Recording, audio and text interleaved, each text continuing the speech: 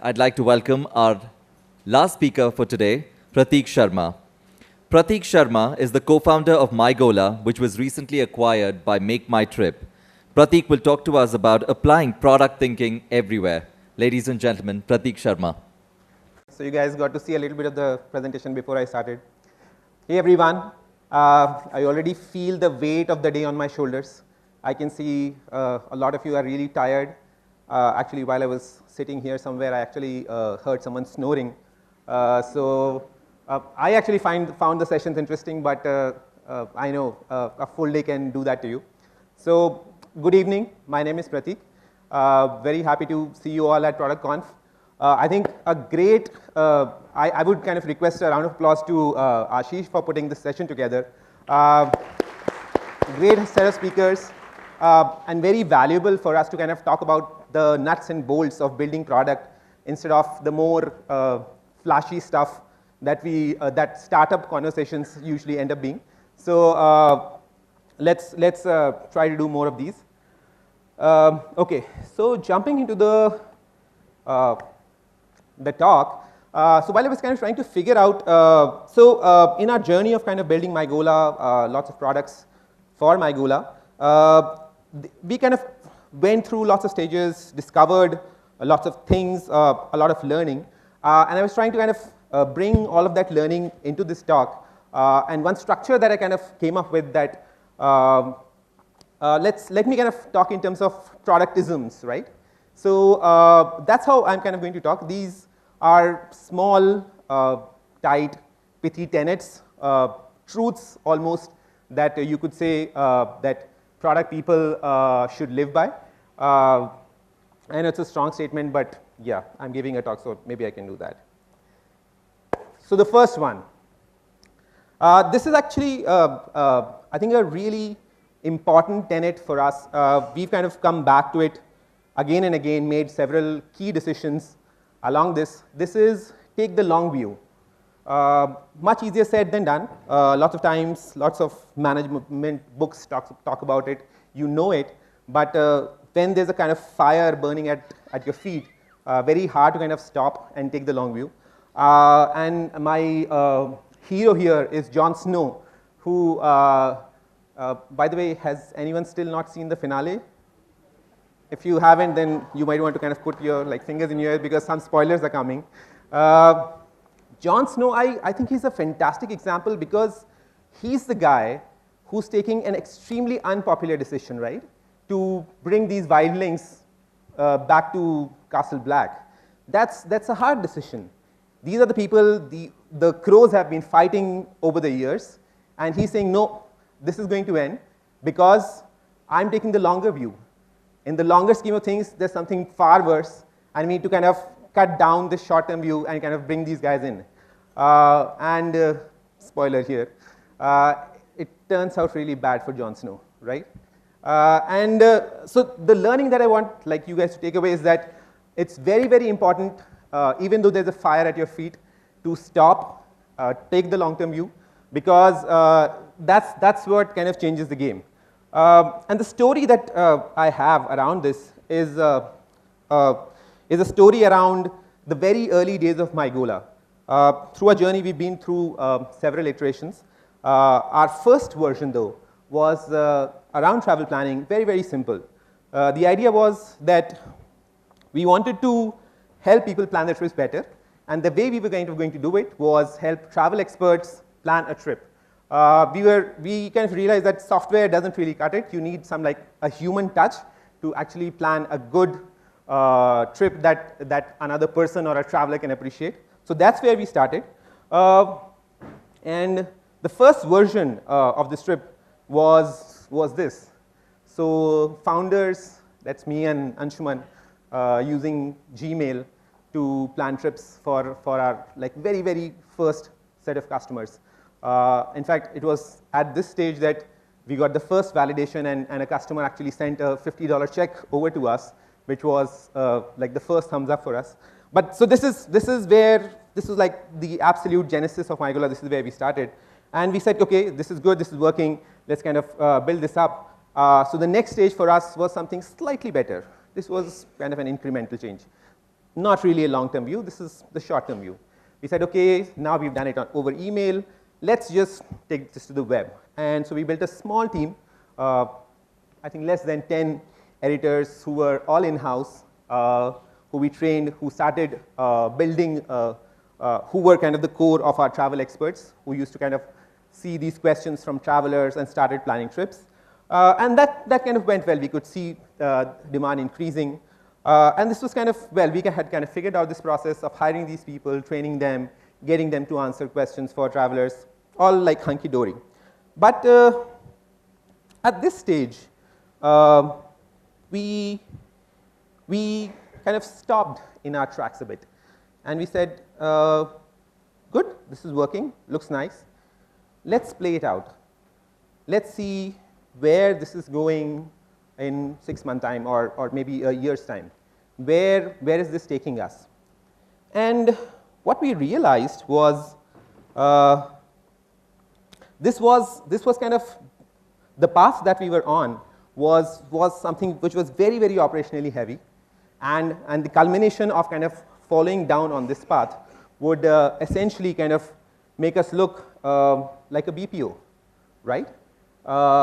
Because we would have to hire these editors in-house, train them. Right now we were at 10, but if our demand was 100x, we would have to have like 1,000 people, manage them, and that, just that kind of mental exercise, right, that kind of stopped us cold.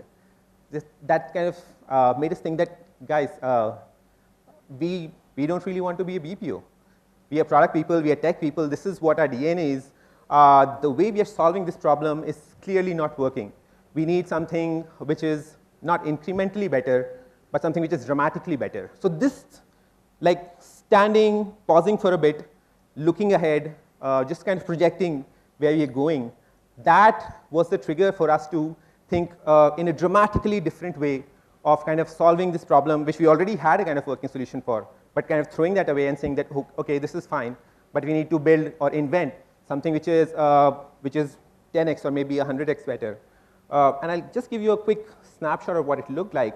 I don't know if you can see it, but we actually reinvented our internal ops. We, earlier when a question used to come and a person used to answer, we took this task and kind of broke it down into a intelligent but short task and a slightly simpler but longish task, and then created two different teams, an in-house team which was smaller but smarter, and a freelancer base which was in thousands, but who we did not have as much control over. And then using this special interface, which again had a lot of intelligence kind of built into it, we were able to achieve the same result of creating really, really high quality plans, but which were earlier done by this super high trained individual, now being done by partly by this super high trained individual, but mostly by this massive pool of freelancers who were completely beyond our control, who probably knew very little about us, about our processes, who were just using this interface.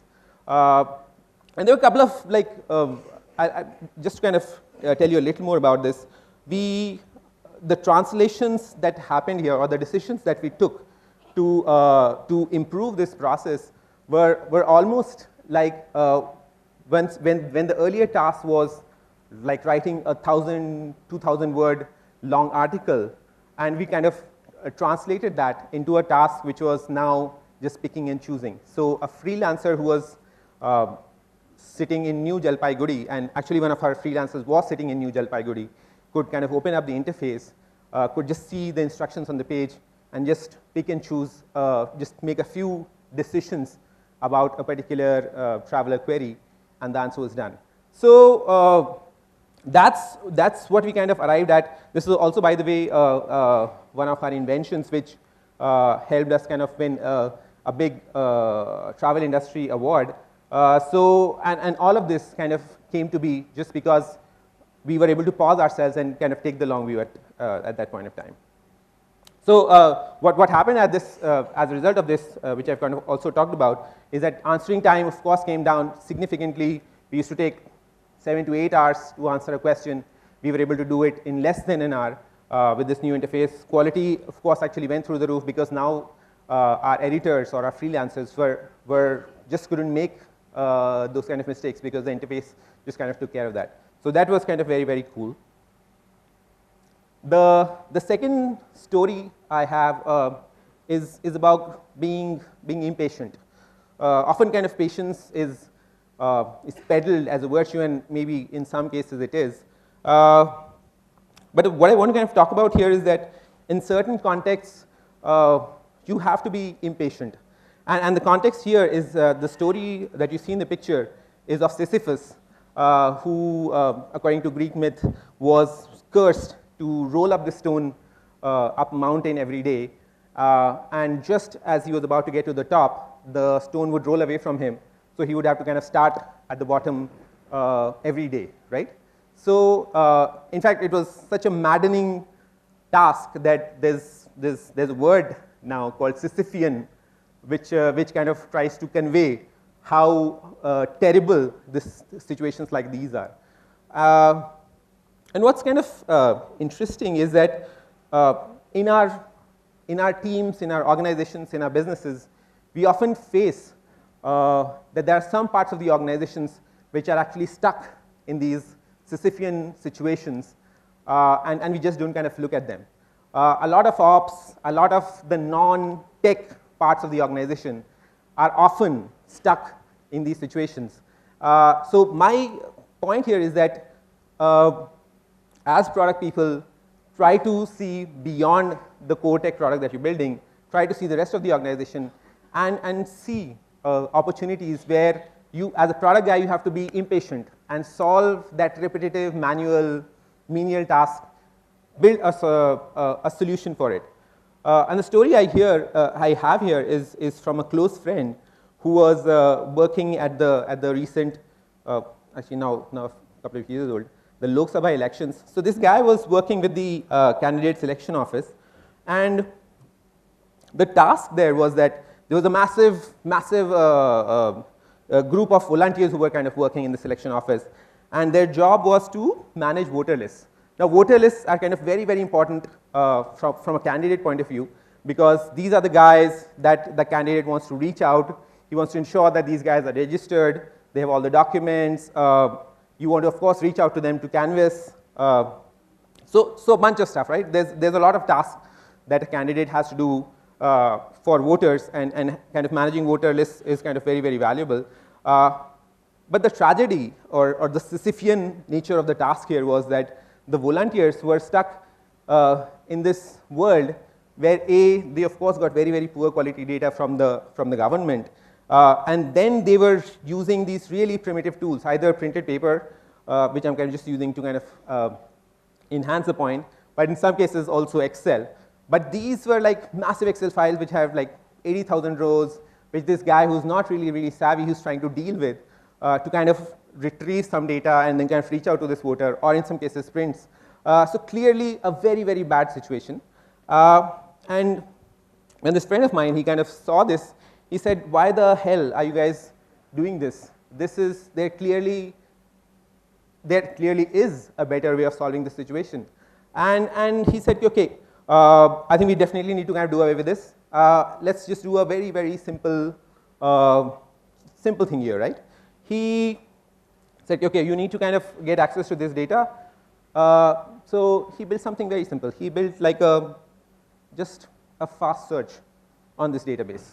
The volunteers who had to kind of first look through Excel sheets or printed pages could just kind of access this quick search. And they did like a slight enhancement was they grouped people based on their families. And the hack there was to achieve it was that all voters who had the same address, they just automatically group them into the same family. So that if you search for a voter, he would kind of surface, he or she would surface, but also their family members would surface. So this was very, very cool. The volunteers were very happy. They could now kind of get access to this data very easily. Lots of fun, right? But the magic that this interface created was actually on election day. On election day, what happens is that it's chaos, right? The voters arrive at the booth. So first, they have to find their registration number or some number, which is not their voter ID, by the way, at the booth. And on the booth, there are lots of these party volunteers. They have, again, printed papers. They would scan through this and give this guy, okay, this is your registration number. Not only your registration number, oftentimes you are at the wrong booth. So now you have to go to the right booth to cast your vote. This massively inefficient process. And obviously, massive drop-off here, right? Because who has the patience to stand here in queue for half a day just to discover what your enrollment number or whatever number and your booth is? So what started happening on election day was that volunteers for this particular party, they started using this search on their phones. And what that meant was the turnaround time for every voter was from like half an hour was in minutes. That meant that all the people who would have dropped off at the end now could actually go and vote. What actually worked surprisingly well was in the rare case where all parties do align, volunteers across all parties actually asked these guys for the URL. They started using this URL on their phone. And according to the data, they probably served some, I think, 1 lakh or so requests on that particular day for this particular URL, including the family feature, right? Where family groups they kind of typically arrive at these booths together. They would, one of them would only one of them would have a voter ID, other would not have voter IDs. So the search would very quickly give them these results, and they would kind of go ahead and cast the vote. So again, what's kind of interesting here is that the action of this impatience on this one person's point, from this one person who said that this stupid process, manual process doesn't work, let me just create a quick solution to it. Not only it worked in the intended way, it also had this magical, unintentional advantage. So the next thing I have is about changing your frame of reference. This is also interesting. The example I have here is from my the high school physics days, where you would kind of use relative velocity and kind of change your frame of reference because some problems are easier solved if you move to the moving frame of reference. But yeah, coming back to this, the idea here is that often when we kind of trying to solve problems, we associate a toolkit with the problem. If we say this problem is X, we know, okay, problems of X category are solved with this toolkit, and that's what we apply. And lots of times, what's interesting is if you try to change the frame of reference and say that, okay, looking at this problem X from first principles, what else does this look like? What other models exist in the world which are similar to this? And then kind of arrive at a different way of defining or looking at this problem, which probably opens up different ways or gives you another toolkit to solve this problem. And the story I have here is again from MyGola, was we were kind of trying to ramp up our operations, and freelancers were kind of really critical for us. And we realized that we now wanted to kind of hire, we started slowly, of course, but at some point in time we realized that in our ideal case, we want to hire thousands of them in weeks, which was kind of a non-trivial task for us because we were at this, right? We were following the recruitment playbook. So our team would kind of source resumes, then screen them, talk to them on the phone, get to them in the office, all kinds of stuff. And clearly we were like failing at it for the longest time. Kept trying it, trying to kind of innovate around this narrow definition and just not kind of getting ahead. So after weeks of failing, this is the insight that kind of one of us kind of got, was that, hey, the problem that we're trying to solve, is it a recruitment problem or is it a customer acquisition problem? We are trying to get thousands of these people in through the door. That looks a lot like us trying to acquire users to use our service. It doesn't look like recruitment at all. And just this subtle change in the definition kind of opened up now the customer acquisition playbook to us. And what that kind of led us to do was actually automate our full hiring process. We arrived at a process where there was actually zero involvement from any person inside the MyGola team to hire these freelancers. This started right from posting ads and links all across the web to leading people to an internal testing site. On the internal testing site, they would go through this test. This is just a snapshot of the test that we had. The test was kind of very aligned, or kind of, it came out from the tasks that we wanted these people to do. They would go through this test. It would get self-evaluated. If they pass through this stage, they would automatically get to the next test. So the interesting thing here was that we also wanted to kind of judge the writing capabilities of people, right? So we actually wanted them to like write a small paragraph, and we wanted to kind of judge how well they've written. So this is typically something that you don't associate with technology. How do you judge a piece of writing? It's a fairly subjective task. And here again, we were able to, with a little bit of experimentation, able to kind of figure out a way to even test writing samples automatically. There was a service, and I'm kind of giving this example from a couple of years back. There was a service there called Grammarly, which exposed APIs to tell you the number of grammatical errors in any piece of text. So using that API plus some internal heuristics, we were able to come up with a decent but fully automated way of kind of testing even pieces of writing that someone would submit. And this, again, was fantastic for us. We were a small team at that point of time. And kind of this pain point of recruiting thousands of people, when that was taken away from the team, we could again focus on execution and actually building the product and experience. And hiring speed was, of course, fantastic. Now it was just a system which we could kind of either turn up or turn down based on our requirements.